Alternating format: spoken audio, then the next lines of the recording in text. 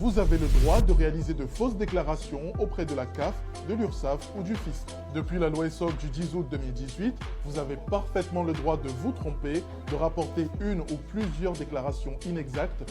Alors c'est totalement faux et en plus c'est de l'incitation à frauder. Le droit à l'erreur, c'est quelque chose qui est défini de manière hyper précise. Mais pour faire simple, c'est l'idée que tu as fait quelque chose ou que tu as oublié de faire quelque chose, que tu t'es trompé et que tu cherches à rectifier ton erreur. Donc la plupart du temps, c'est que tu as mal fait les choses. Mais par contre, partir du principe que tu ne déclares jamais rien et que tant que tu ne te fais pas attraper, c'est bon et que tu pourras te faire attraper une fois et que tu auras un joker, c'est faux. Surtout qu'en cas de conflit avec l'administration, la charge de la preuve, donc de la mauvaise foi, relève du côté de l'administration. Ça veut dire que c'est l'administration qui doit prouver que tu es de mauvaise foi et pour ça, bon courage parce que tu vas mener un combat très très long où personne ne t'aidera. N'oublie pas que quand tu es entrepreneur, tu as pris la décision de choisir la voie de la responsabilisation et donc du coup d'être responsable de ce que tu fais et de prendre la responsabilité de connaître les obligations qui t'incombent. Au lieu de vouloir filouter comme un mauvais politicien, concentre-toi sur ton métier d'entrepreneur, c'est-à-dire faire de la valeur.